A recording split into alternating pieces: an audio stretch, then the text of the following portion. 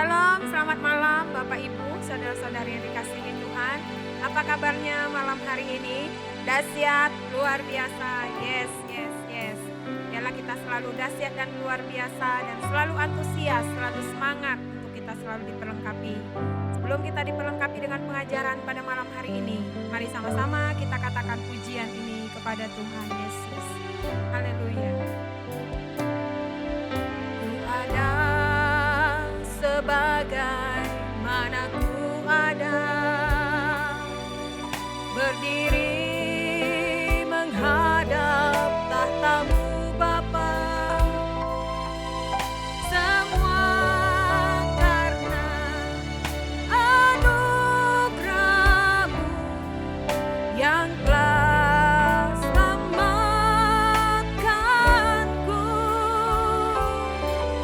Ku hidup dalam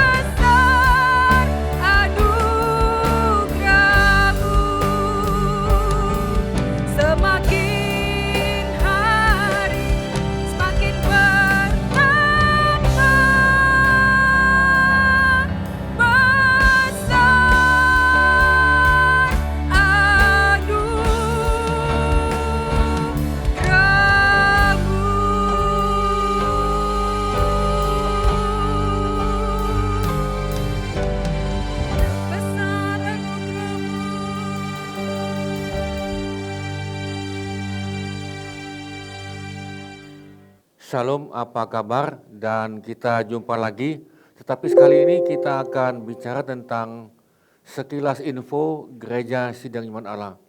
Jadi kita akan belajar bagaimana asalnya Sidang Iman Allah ini nih. Asalnya memang dari Amerika, dan kalau kita lihat dia bukan karena perpecahan lain macam di Indonesia, bentuk gereja karena pecah. Ambil jemaat, buka di sini, buka gereja baru, pecah. Di sini pecah, bukan.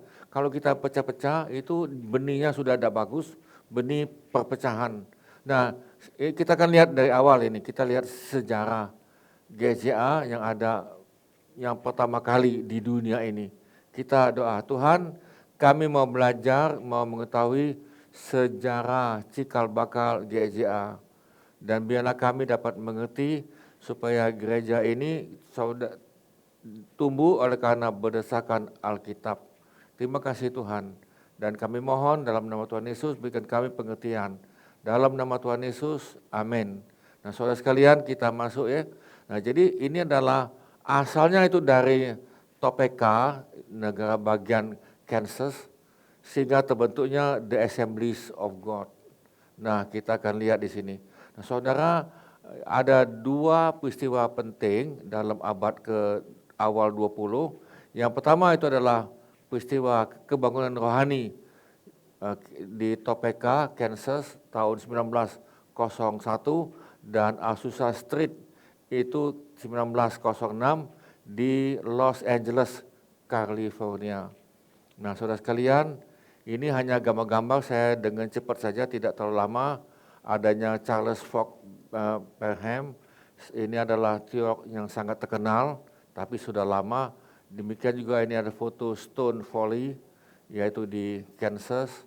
Kemudian Agnes Usman, dikenang sebagai wanita pertama pada abad 20 yang berbicara dalam bahasa lidah. Nah, saudara sekalian, nah kita akan lihat di sini. Kebangunan rohani itu terjadi di Azusa Street di California, telah menyebabkan lahirnya ratusan gereja dan badan misi Pantekosta independen di seluruh penjuru Amerika Serikat.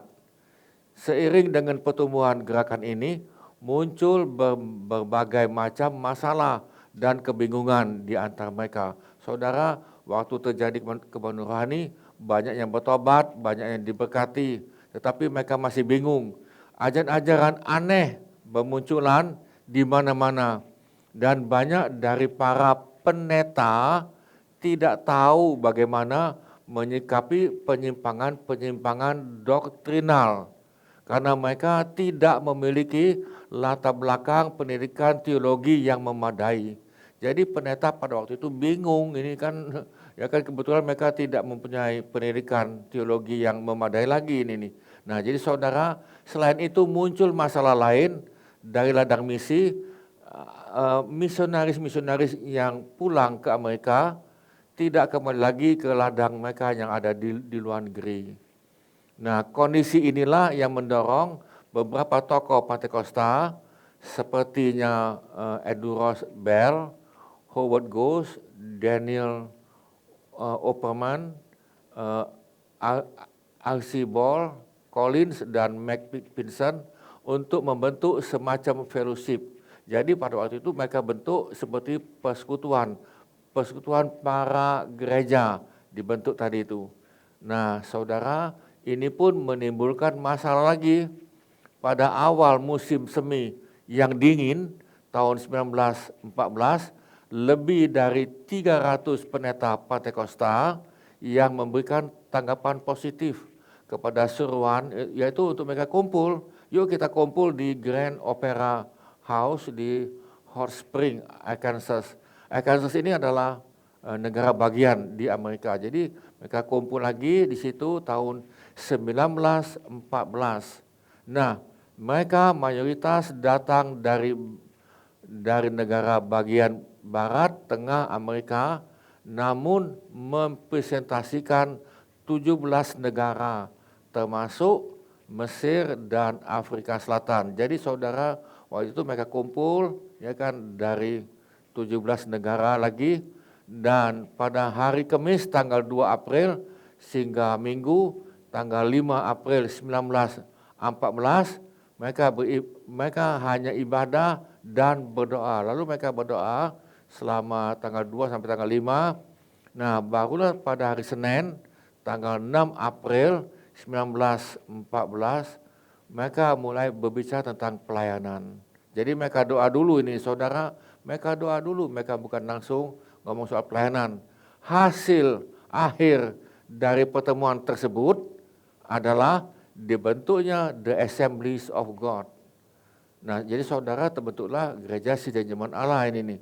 Dengan pendeta Bell ditunjuk sebagai ketua umum dan pendeta Flower sebagai sekretaris umum. Kantor pusat mereka dari Assembly of God diambil di sebuah sekolah Alkitab kecil di Findlay di negara bagian Ohio.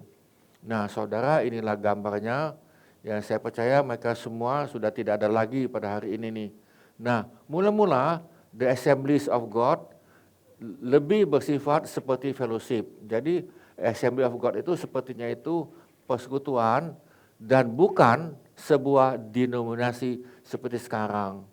Hal ini dibuktikan dengan ketiadaan tata gereja dan pernyataan doktrinal. Jadi waktu mereka fellowship, mereka tidak mempunyai tata tertib gereja atau SOP dan juga tidak ada pengajaran doktrinalnya, itu tidak ada.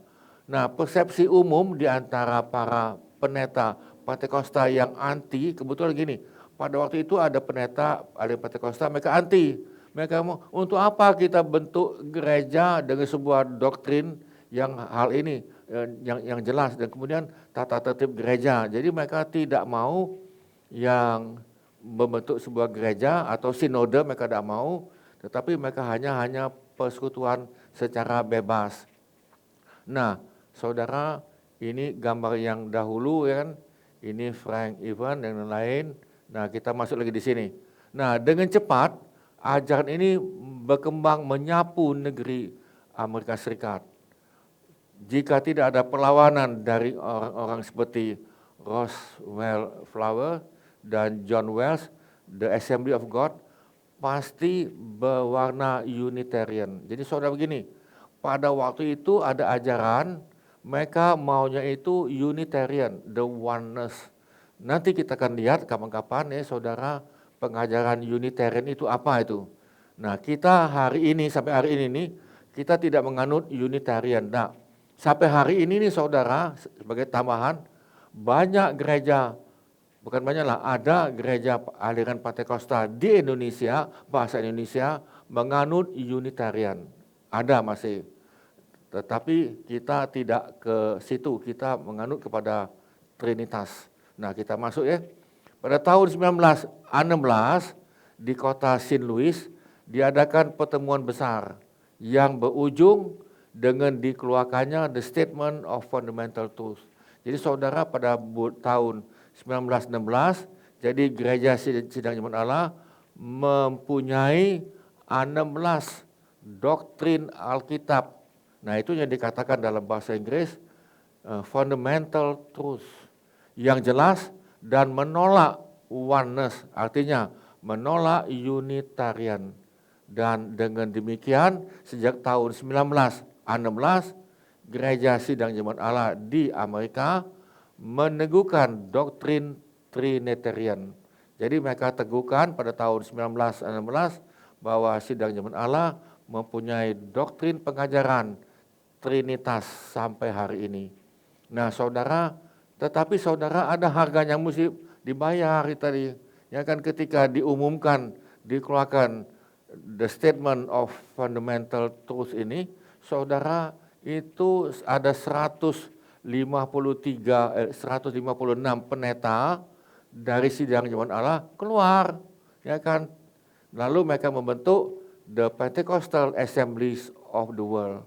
Nah, ini mereka bentuk sampai hari ini ada ini, tetapi tidak berkembang karena ini hanyalah bentuk persekutuan saja. Nah, berakhirnya kontroversi oneness tadi atau Unitarian teologi dalam di dalam tubuh sidang Jemaat Allah Assembly of God bukan saja menandai lahirnya The Assembly of God sebagai salah satu denominasi aliran Pentakosta, melainkan juga komitmen dari The Assembly of God untuk berada dalam alur ortodoksi. Jadi kita saudara tidak ekstrim ke kanan atau ke kiri, kita tengah-tengah. Nah ini tadi. Nah jadi saudara, menurut pendeta Dr. William Menzies, pilihan ini sungguh tepat karena William Menzies adalah salah satu pakar teolog GZA yang sangat terkenal. Justru karena berada dalam jalur ortodoksi inilah The Assembly of God dengan cepat terus lestari dan berkembang, bukannya layu dan kemudian mati di tengah pusaran waktu. Bukan.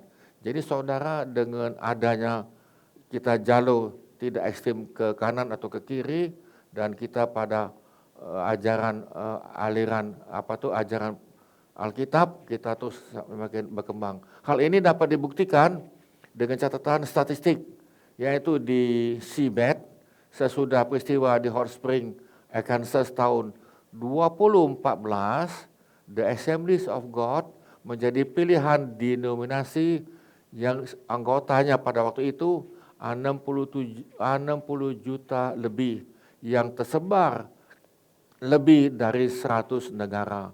Jadi pada hari ini saudara, pada tahun 2020 diperkirakan sudah 85 juta dan bahkan mempunyai target tahun 2030 itu mencapai sampai 100 juta jemaat yang ada di seluruh muka bumi ini. Nah saudara, dengan jumlah konstituen yang begitu besar itu, The Assembly of God kini menjadi denominasi Pentakosta terbesar di dunia. Nah jadi saudara, ini waktu mereka rapat, ya, gambar ini rapat begitu banyak. Nah kita lihat Indonesia.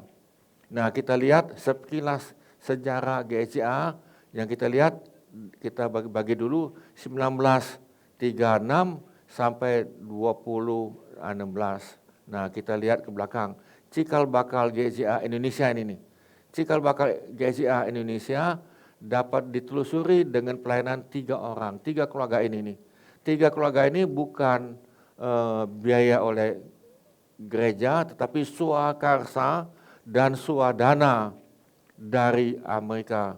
Nah saudara, pendeta itu satu, pendeta Kenneth Short.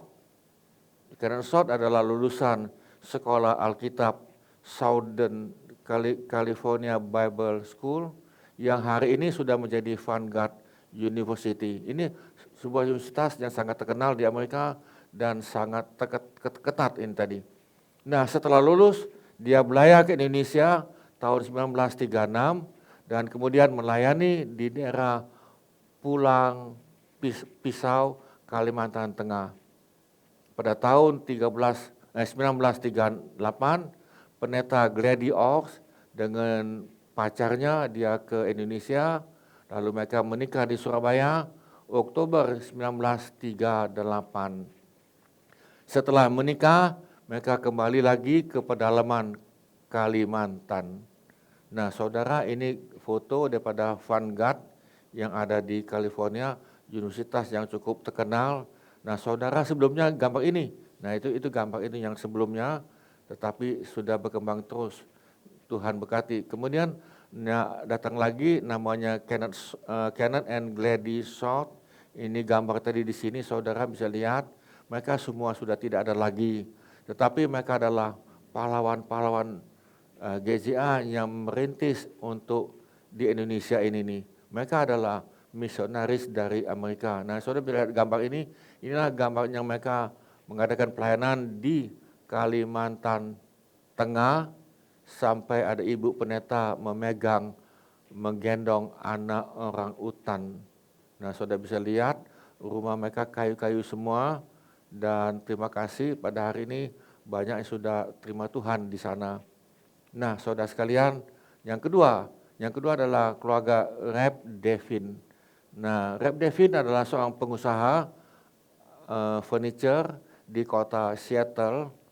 Kota Seattle itu adalah di negara bagian di atas California. Setelah bertobat dan mengalami pengalaman Pentakosta, ia memutuskan untuk menjadi utusan Injil ke Indonesia. Jadi menjadi misionaris. Mula-mula ia melamar menjadi utusan di CAMA, tetapi ditolak dengan alasan terlalu tua. Nah, dia dan keluarganya akhirnya berangkat ke Indonesia sebagai misionaris swakarsa dan swadana pada tahun 1938. Nah, lalu mereka nginep di Makassar, lalu Devin belayar ke Maluku, di Ambon mereka menetap dan mengadakan pelayanan mula-mula. Jadi saudara, David ini dengan keluarga yang melayani mula-mula itu di Maluku, dan ini gambarnya. Dan puji Tuhan, di Maluku mereka berkembang sampai hari ini sudah ribuan, banyak sekali gereja yang sudah anak Tuhan di sana. Nah, kemudian keluarganya ketiga adalah keluarga Raymond Busby. Raymond Busby adalah seorang karyawan kantor pos di kota Seattle, sama-sama kota tadi. Ia dengan istrinya Berly sudah lama merasakan panggilan Tuhan untuk menjadi utusan Injil ke Indonesia, ya kan, menjadi misionaris. Namun karena terlalu sayang kepada anaknya, mereka menunda.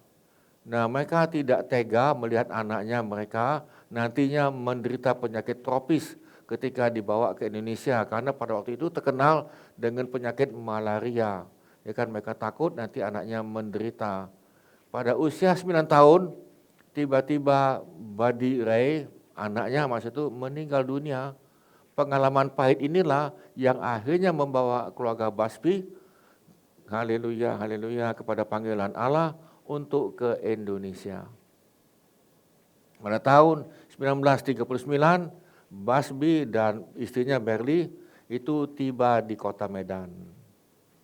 Nah, ini gambarnya tadi itu kan, saudara, mereka sudah enggak ada lagi dan mereka sudah bersama-sama dengan Tuhan, dan Tuhan katakan, istirahatlah karena jerih lelahmu. Saudara, kita berterima kasih bahwa adanya misionaris yang Tuhan panggil untuk Indonesia ini. Nah, saudara, kita masuk. Nah, ini cikal bakal organisasi. Yang pertama itu namanya Battle Indies Mission. Rep Devin nampaknya lebih giat dalam hal-hal yang berkaitan dengan organisasi. Pada bulan September 1938, Rep mendirikan Battle Indies Mission. Pada tanggal 24 April 1940, organisasi ini menerima pengakuan dari pemerintah Hindia Belanda, karena pada waktu itu kan masih dijajah oleh Belanda masih. Nah, saudara, kantor pusat dari organisasi ini terletak di Kampung Merdeka Ambon, ya kan, Kampung Merdeka masih ada saat ini. Nah, kemudian dari Battle Indies Mission itu diubah menjadi Assemblies of God. Assembly of God adalah sebuah denominasi Pentakosta yang didirikan pada tahun 1914 di Hot Spring, Kansas di Amerika. Jadi saudara, gereja Assembly of God itu berdiri di Hot Spring, Kansas pada tahun 1914, bulan April kalau tidak salah. Nah, ketika perang Pasifik pecah, keluarga Short, Devin, dan pendeta Busby, ketiga-tiga pendeta ini terpaksa meninggalkan Indonesia. Selama masa perang tersebut, mereka menggabungkan diri dalam pelayanan Injil Assembly of God. Jadi mereka melamar sebagai pendeta Assemblies of God di Amerika. Nah, setelah perang Asia atau perang Pasifik selesai, ketiga misionaris ini kembali ke Indonesia. Kali ini status mereka resmi sebagai misionaris utusan Injil dari Assemblies of God Amerika Serikat. Tadi kan mereka swakarsa dan swadana tadi kan, tapi sekali ini di bawah Assembly of God. Namun demikian, nama Battle in this Mission masih terus dipakai sehingga bulan Januari 1951, karena ini sudah terdaftar pada zaman pemerintahan Belanda. Tahun 1951 kan sudah merdeka Indonesia. Nah, saudara, kita lihat 1946, 51, keluarga Devin kembali ke Ambon dan mulai pelayanan yang porak-poranda karena perang. Dan kita dapat mengerti kan selesai perang. Mereka mendirikan gereja di KTKT, sekolah Alkitab di KTKT. Sekolah Alkitab di KTKT itu sampai hari ini masih ada ini. Yang sekarang dikenal dengan nama STEMA, yaitu 4 Maret 1948. Dan merintis gereja yang menjadi cikal bakal, gereja Anthony Ribok. Nah, selain itu mereka juga melakukan pelayanan di pulau-pulau yang terdapat dalam gugusan Kepulauan Maluku. Jadi mereka juga menyeberang karena Maluku itu terdiri dari puluhan pulau-pulau kecil-kecil. Nah, saudara bisa lihat ini gambar yang lama kan nih. Nah, ini gambar daripada misionaris di Ambon. Nah, ini sekolah Alkitab di KTKT. Ini kan saudara bisa lihat, ya kan sekolah Alkitabnya masih pakai kayu yang sederhana, dan yang sekolah Alkitab pada hari ini semuanya sudah melayani dan semuanya sudah tidak ada lagi, ya kan, maksudnya sudah meninggal ini. Nah, menyertai keluarga Devin datang keluarga Kanavas dan John Tinsman. Mereka juga bekerja keras untuk mengembangkan GCA di daerah Maluku. Nah, jadi saudara, ada 2 keluarga misionaris yang mengembangkan di Maluku. Ketika pecah pemberontakan AMS, para keluarga utusan Injil tersebut ya kembali lagi ke Ambon, ya terpaksa lagi kan karena perang. Nah, saudara, keluarganya Kanavas ini, yang ini ya kan, Kavanas ini tadi, Kavanas ini mereka mempunyai anak yang masih kecil, tinggal di tempat Ambon. Setelah pemberontakan padam, keluarga Devin kembali ke Ambon. Kali ini mereka membawa sebuah kapal yang diberi nama Evangel. Nah, saudara, perjalanan Evangel dari Seattle itu adalah dari Amerika ke Ambon. Ini sebuah petualangan seru, ya kan, yang mendebarkan. Karena apa? Kapalnya kapal kecil itu. Ya kan, dokumentasi dari kisah perjalanan tersebut dimuat dalam salah satu majalah Heritage. Nah, ini saudara lihat ini. Ini kapal ini, kalau kau masih lihat, kalau saya tidak salah itu jambatan di San Francisco ini nih, kalau saya tidak salah. Nah, mereka melewati jambatan itu, kapalnya kapal kecil, sedangkan melalui lautan Pasifik lagi ini nih, ya kan, untuk mencapai ke Indonesia. Nah, ini sangat seru petualangan ini, yang bawa kapal itu pendeta lagi itu dengan keluarganya. Nah, ini saudara, dengan krunya ya tidak juga banyak. Nah, itu kan kapalnya kecil itu kan, kapal kecil untuk mengarungi lautan Pasifik. Nah, tapi Tuhan sudah tolong, kapal Evangel berlabuh di depan STEMA, sekolah Alkitab di Ambon. Nah, di sini. Nah, ini mereka berlabuh di STEMA di KTKT, ya kan, di Ambon. Nah, keluarga Short kembali ke Kalimantan usai berakhirnya Perang Dunia Kedua. Namun karena tugas, mereka harus meninggalkan bumi Kalimantan. Karya pelayanan mereka dilanjutkan oleh keluarga Karblum. Pada tahun 1950, keluarga Karblum meninggalkan Kalimantan, pelayanan diserahkan kepada Peter Uran yang akhirnya berpindah denominasi. Nah, keluarga Harold Karblum, saudara, ini ya kan, mereka melayani sebagai misionaris di Indonesia. Nah, keluarga Basby kembali lagi ke Jakarta, ditemani oleh Margaret Brown. Mereka mengembalakan jemaat di Jalan Pecenongan 54. Sampai hari ini nih saudara, ruko Pecenongan 54 Jakarta itu masih ada itu. Nah, tanggal 9 September 1946, mereka mendirikan Batavia atau Jakarta Bible Institute itu di Jakarta, di Jalan Pecenongan. Jadi sudah dimulai GSJA di Jakarta tahun 1946. Satu gereja dulu ini nih. Nah, para alumni dari sekolah ini berperan besar bagi perkembangan GCA, khususnya di sekitar Jakarta. Jadi di Jakarta hari ini nih, sudah ada GCA lebih daripada 100 sidang di Jakarta, besar dan kecil. Keluarga Basbi juga mengunjungi Sumatera Utara untuk merintis dan membina calon pelayan Injil di sana. Nah, lalu saudara kita lihat lagi, ini Jakarta Bible Institute. Nah, ini tadi yang ada di Pecenongan, yang kau bisa lihat, ya kan, mereka masih model zaman dulu kan, wanitanya pakai sarung, ya kan tadi. Nah, inilah mereka tadi, dan mereka inilah yang cikal bakal untuk membuka GCA yang ada di Jakarta bisa sampai di atas 100 sidang pada hari ini nih. Nah, saudara, nah ini tadi sebentar. Nah, ini gambar mereka di dalam sekolah Alkitab di Jalan Pecenongan 54 masih ada, dan kita lihat kenang-kenangan sejak tahun 1946. Nah, saudara sekalian, nah ini di Indonesia mulai kongres pertama.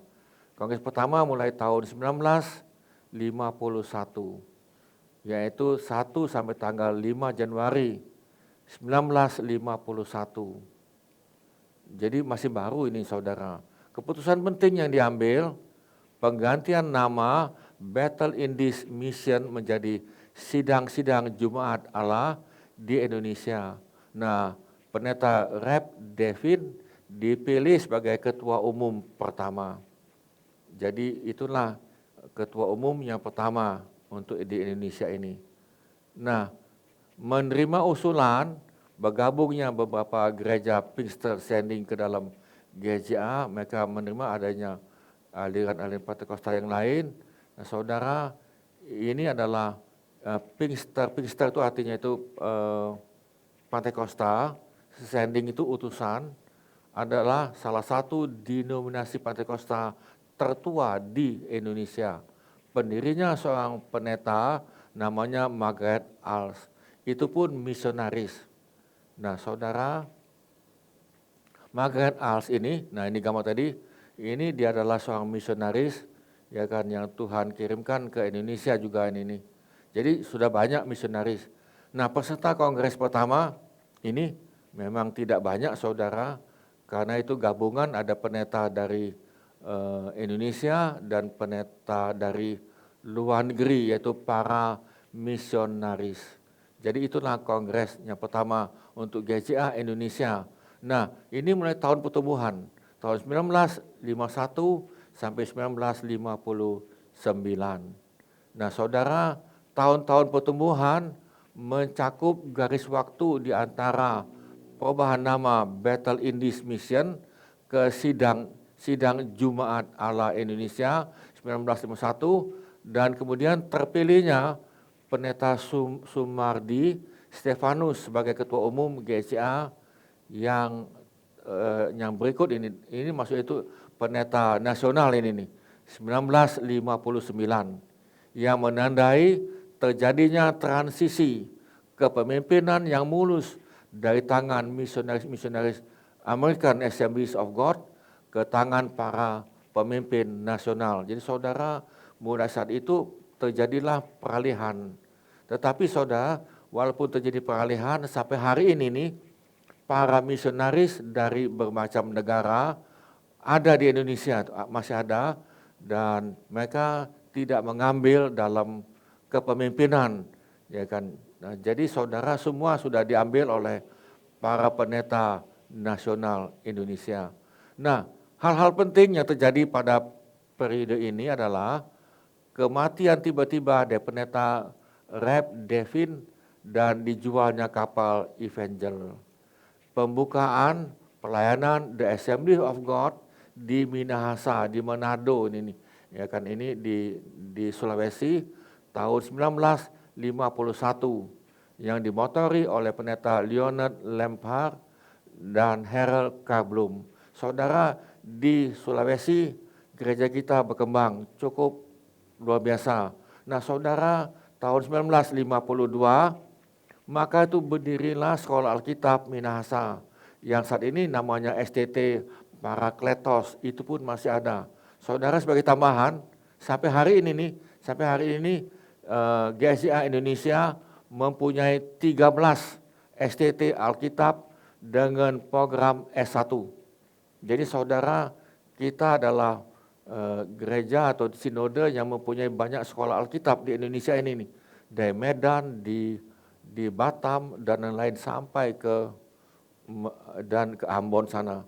Nah saudara, Leonard Mary Lemhar ini gambarnya ini saudara, ya mereka adalah misionaris dan kami sangat diberkati oleh pendeta ini. Nah salah satu gereja GCA mula-mula di Minahasa. Nah jadi ini gereja mula-mula ini gereja mula-mula yang ada di Sulawesi, bentuknya model ini saudara, semuanya kayu kan, semuanya kayu dan puji Tuhan, dan ini tetap berkembang terus sampai hari ini nih. Nah saudara, itulah waktu mereka mengadakan peletakan batu pertama dengan pendeta yang tadi itu saudara bisa lihat, walaupun tidak jelas mungkin gambarnya. Lalu diadakan kongres kedua di Minahasa tahun 1952. Terpilihlah saudara Ketua Umum Pendeta John Timsman ini tadi. Dia adalah seorang misionaris. Nah ini peserta kongres kedua.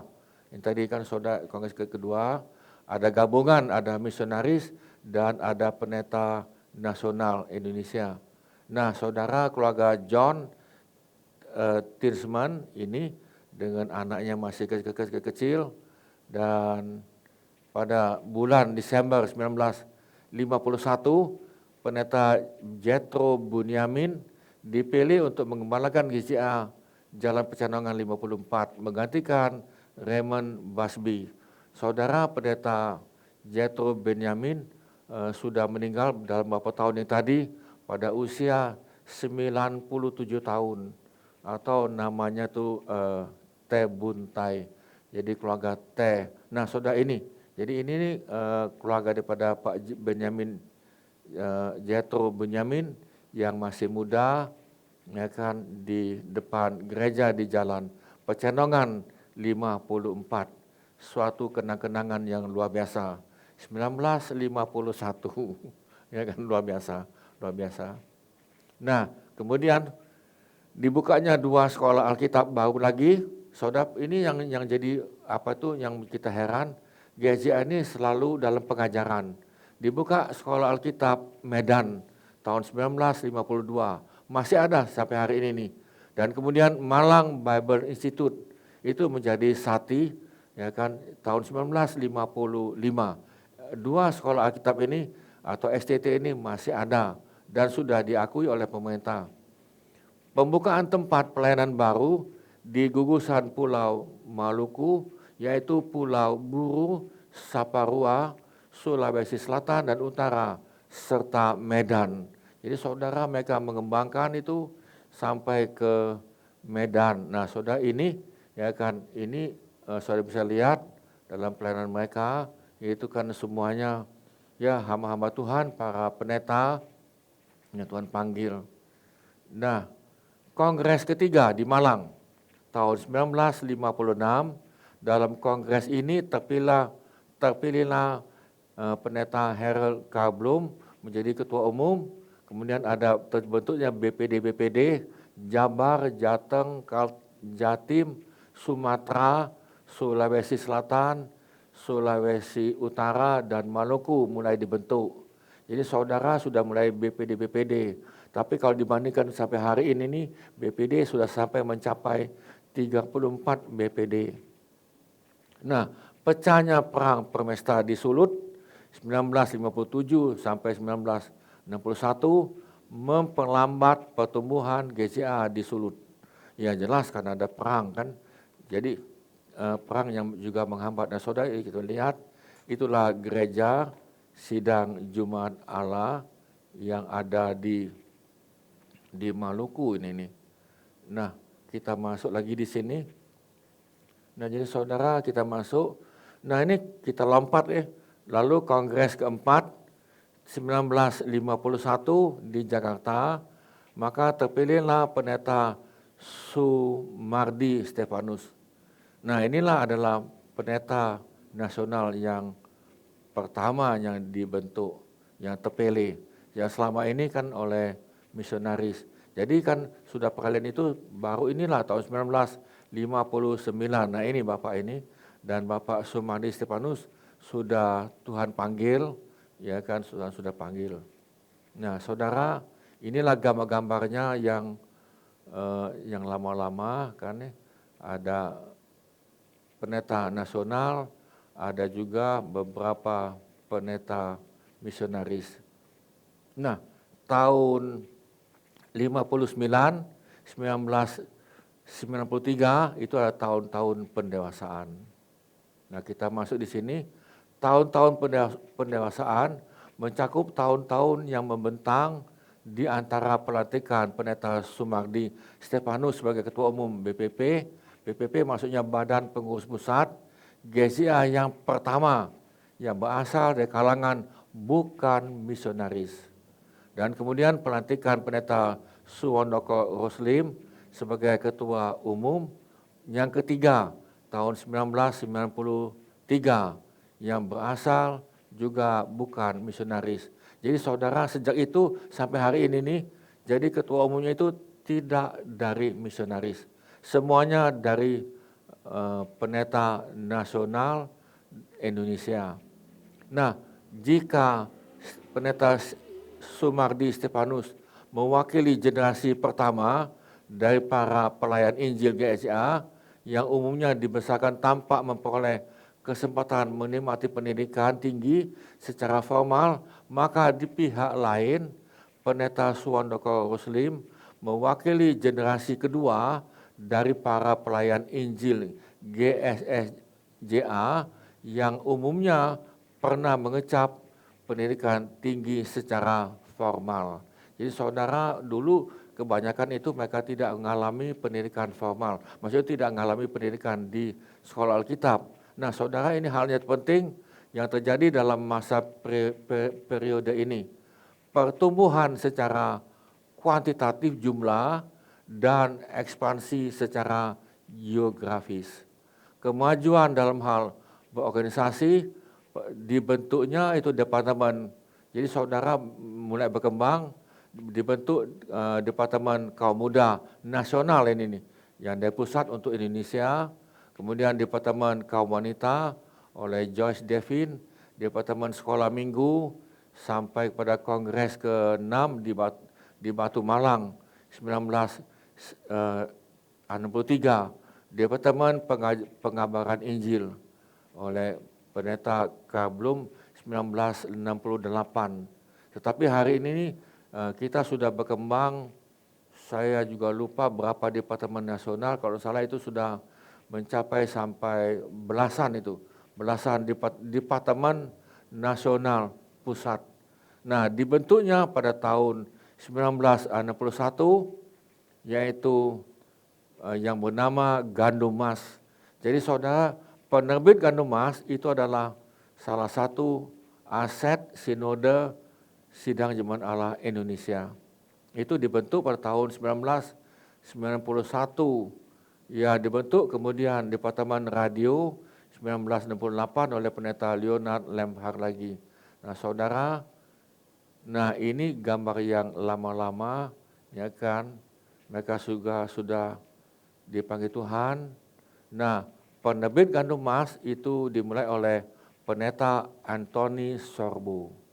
Nah, beliau sudah tidak ada lagi, sudah meninggal. Tuhan panggil istrinya dulu, lalu Bapak Pendeta Anthony Sorbo. Bapak Anthony Sorbo sudah beberapa kali juga ke Palembang, dan saat ini ada anaknya, ya kan, kalau saudara masih ingat, ya kan. Nah, saudara, nah ini gambarnya ada di Malang. Gedung ini masih seperti inilah, hanya diperbaiki di Malang, di mana di sana ada tanah lebih kurang 1 hektar atau 2 hektar untuk STT Sati. Nah saudara, sebagai penutup, hari ini Ketua Umum GJA Indonesia tahun 2016 sampai 2022. Mestinya itu 2021, tetapi karena kita sudah rapat karena keadaan COVID, jadi saudara, kongres nanti diadakan bulan Agustus tahun 2022. Jadi hari ini ada ketua umumnya adalah Pendeta Budi Setiawan. Dan kita dalam BPP itu ada 5 itu. Ada 5 pendeta, demikian juga dengan semua BPD 5, itu pun sudah dibentuk dari Amerika. Semuanya ada 5, tidak boleh 1 atau 2, tetap 5. Dibentuk lagi departemen-departemen nasional maupun yang ada di daerah.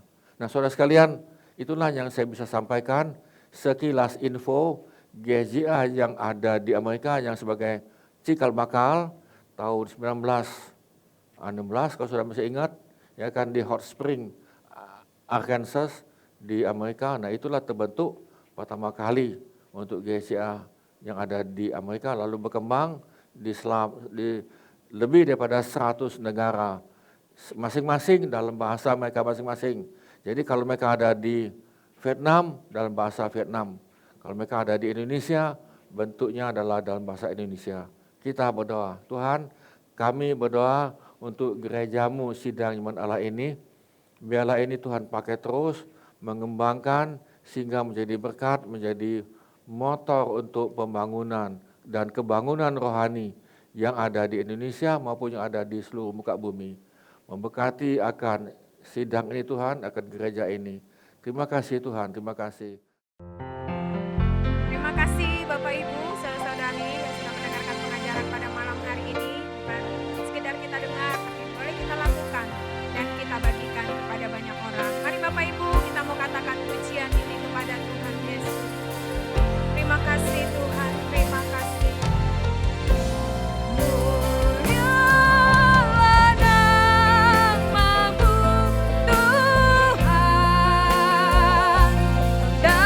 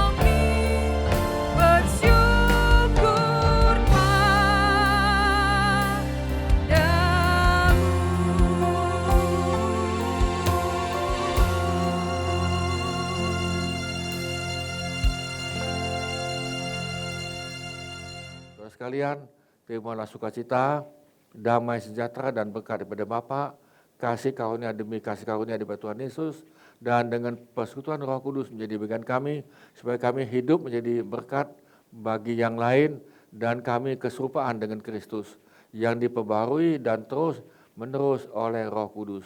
Terima kasih Tuhan, di dalam nama Tuhan Yesus kami mohonkan. Amin. Amin saudara sekalian, Tuhan memberkati, sampai jumpa lagi. Amin.